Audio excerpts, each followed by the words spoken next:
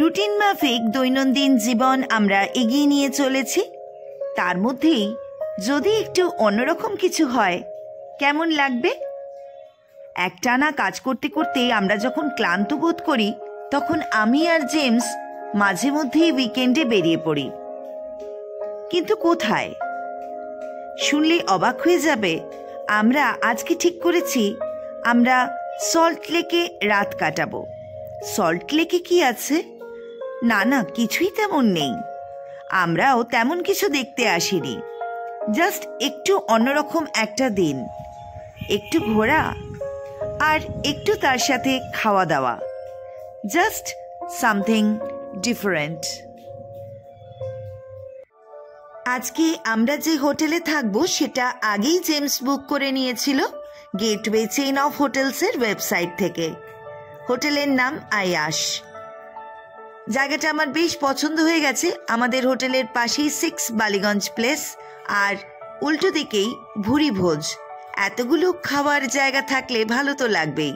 আজকে আমরা এসেছি আমাদের সুজুকি ভিস্টমটা নিয়ে, ইয়েলো মনার্ক।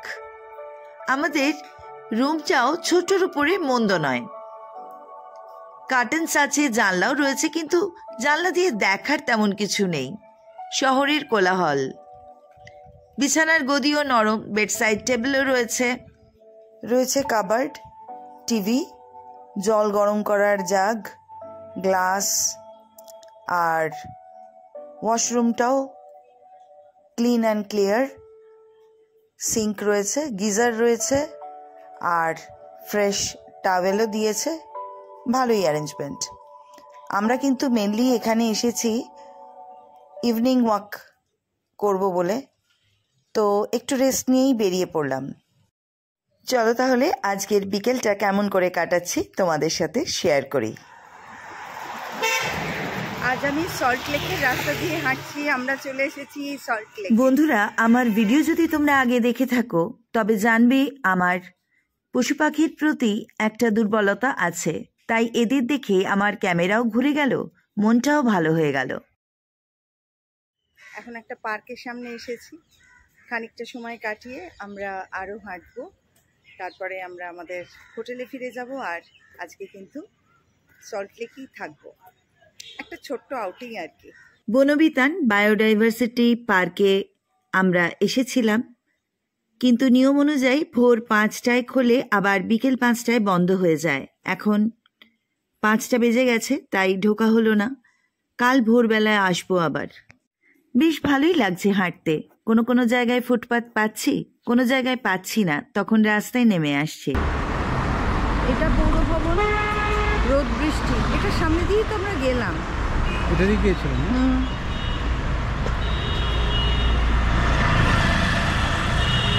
মাঝে মাঝে দাঁড়িয়ে পড়ছি ফটো তোলার জন্যে। সল্ট লেকে এসেছি বলে কি ফটোও তুলব না নাকি? ফটো তো তুলে রাখতেই হবে। হাঁটতে হাঁটতে যে জিনিসটা বেশ ভালো লাগছে সেটা হচ্ছে এই সমস্ত বাড়ির নিচের তলাটায় বিজনেস পারপাসে ইউজ করা হয়েছে। দেখো, একটা বাড়ির নিচে দেখতে পাচ্ছি একটা ধাবা, ওয়ে বল্লে বল্লে ধাবা। এরকম বেশ কিছু রেস্টুরেন্ট চোখে পড়ছে। তো আমরাও আজকে রাত্রের জন্যে একটা চুজ করে যাব বিকেলবেলায়, আবার রাত্রে এসে ডিনার করব। দেখতে পাচ্ছি কষে কষা restaurant, Bengali cuisine at its best. Phone নাম্বারও দেওয়া রয়েছে। একবার ঢুকে দেখে যাব কি কি পাওয়া যাচ্ছে, কীরকম খাবার অ্যাভেলেবল। এখন সন্ধে 6টা, আমরা আসবো রাত্রি 9টা সাড়ে 9টার দিকে।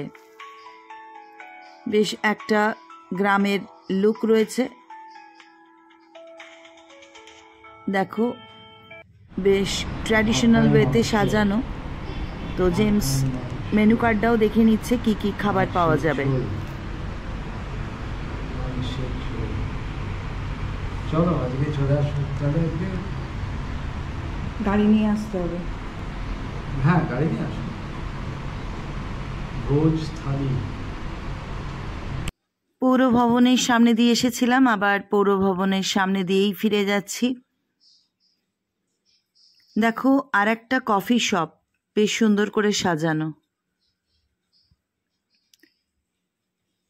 বেশিরভাগ বাড়ির নিচের তলাটাতেই কিন্তু এরকম কফি শপ নয় রেস্টুরেন্ট, তা না হলে আগে দেখতে পাচ্ছি একটা, খুব সম্ভব এটা একটা massage parlour, Thai aura, awake your sensation বা এরম কিছু রয়েছে আর কি। ইভিনিং ওয়াক সেরে আমরা এখন হোটেল ফিরে যাচ্ছি। শোলের গব্বর সিং এর পাশে ওটা কে রে বাবা? রিয়েল লাইফ গব্বর সিং নাকি? সন্ধেটা আমরা কিন্তু দারুণ কাটালাম। ঘরেতে এমনভাবে গল্প গুজব করার সুযোগ হয় না। তারপরেই আমরা বেরিয়ে পড়লাম ডিনারের জন্যে। একবার ভুরি ভোজটা ঘুরে যাই। এবারে হয়তো হবে না, কারণ কোষে কষাতে কথা দিয়ে এসেছি আসবো। জাস্ট একবার দেখে যাই, পরের বার এসে কিন্তু ভুরি ভোজেই খাবো। চলো ভেতরটা দেখি। বেশ সুন্দর করে সাজানো ভেতরটা, রেটটাও দেখে যাব। রেটও কিন্তু যথেষ্ট রিজনেবল। 999 টাকায় বাফে সিস্টেমে খাবার। আমরা চলে এলাম কোষে কষাতে। এখানে বলে গিয়েছিলাম রাত্রের ডিনার করব, আর দেখেও গিয়েছিলাম মেনু কার্ড। আমরা কোষে কষাতেই চলে এলাম। Bengali cuisine at its best. আর ফোন নাম্বারও দেওয়া রয়েছে, আমি ফোন নাম্বারটাও তোমাদের দেখাচ্ছি। পুরনো কলকাতার ছবি দিয়ে সাজানো বেশ একটা ডিসেন্ট লুক। আমরা মেনু কার্ডের দিকে নজর দিলাম। দাম বেশ হাই।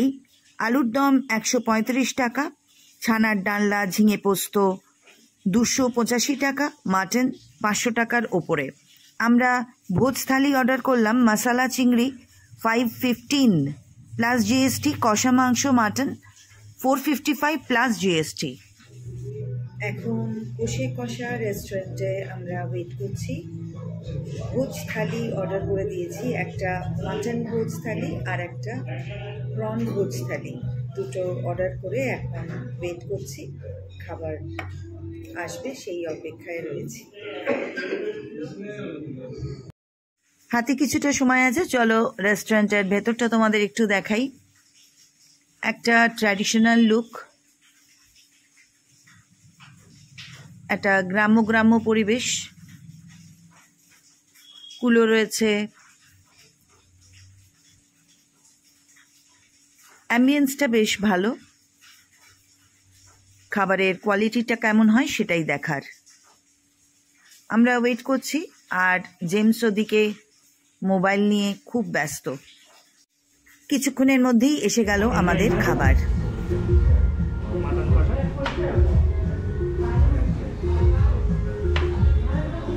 চাটনি, রসগোল্লা,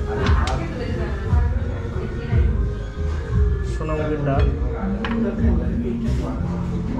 আলু ফুলকপি, মশলা চিংড়ি, চাটনি। অ্যাপারেন্টলি যেটা দেখতে পাচ্ছি কোয়ান্টিটি কিন্তু সাফিসিয়েন্ট নয়। ভাত কিন্তু পেট ভরার মতো দেওয়া হয়নি, আবার এক্সট্রা ভাত নিলে এক্সট্রা চার্জ। তো এখন টেস্টটাই ম্যাটার করবে। টেস্ট কীরকম সেটা খেলেই বুঝতে পারবো। দেখা যাক।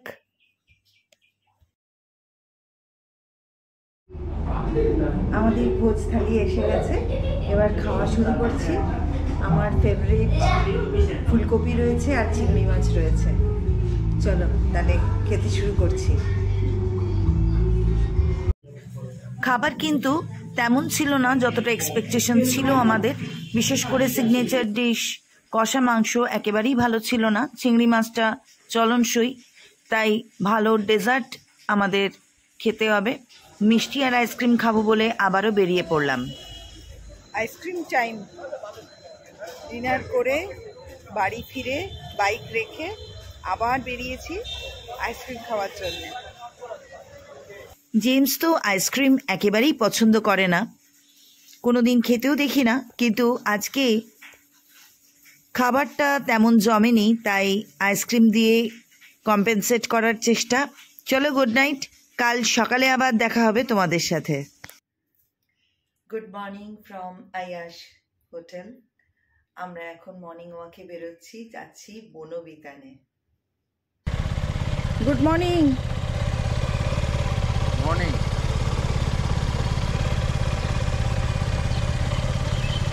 বেরিয়ে পড়লাম আমরা বনবিতান অবধি বাইকে গিয়ে, তারপরে ভিতরে ঢুকে হাঁটবো, তারপরে আমরা বাড়ি ফিরবো। চলে এলাম আমরা বনবিতানে। 10 টাকা দিয়ে টিকিট করে আমাদের ভিতরে ঢুকতে হবে। তার আগে দেখো কত পায়রা এখানটায়।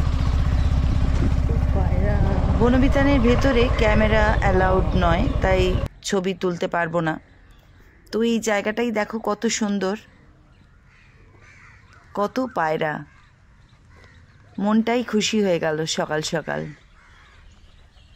উজ্জ্বল এক ঝাঁক পায়রা সূর্যের উজ্জ্বল রৌদ্রে চঞ্চল পাখনায় উড়ছে।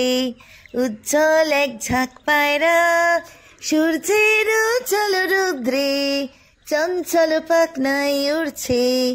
চৈত্রের রৌদ্রের উদ্দাম উল্লাসে তুমি নেই আমি নেই কেউ নেই কেউ নেই, ওরে শুধু এক ঝাঁক পায়রা।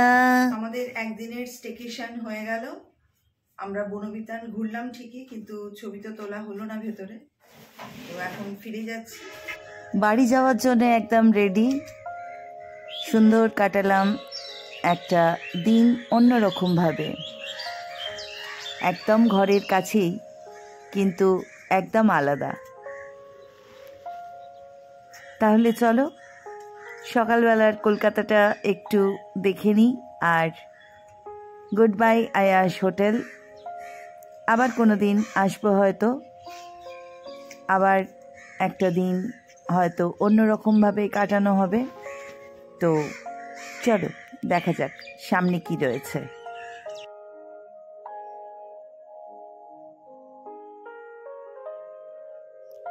রবীন্দ্র ওকাকুরা ভবন পেরিয়ে আমরা ঘরের দিকে চললাম।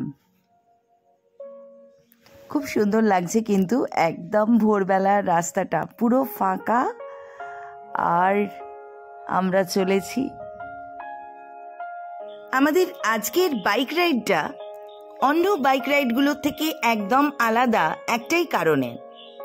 এত সকাল সকাল আমরা জেনারেলি বাড়ি থেকে বেরোই কলকাতার বাইরে কোথাও যাবার জন্যে, আর আজকে আমরা ঘরে ফিরছি এত সকাল সকাল। আজকের রেগুলার রুটিন আমরা ফলো করব। 8টার মধ্যে ঘরে পৌঁছেই শুরু হয়ে যাবে আমাদের রোজকার কাজ।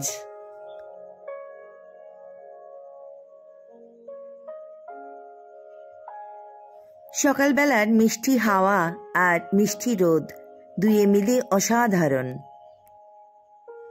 এখন কলকাতার সব থেকে সুন্দর জায়গাটা বোধহয় পেরোবো, এজেসি বোস রোড ফ্লাইওভার, আর সামনেই সব বড় বড় হোটেলসগুলো। আমাদের আজকের ঘোরাটা অনেকের কাছেই হয়তো হাস্যকর বলে মনে হবে, অদ্ভুত মনে হবে, বিধাননগরে গিয়ে কেউ আবার থাকে নাকি। কিন্তু কর্মব্যস্ত জীবনের মধ্যেও খানিকটা আনন্দ কুড়িয়ে নেওয়া, এটাও অনেক বড় কথা।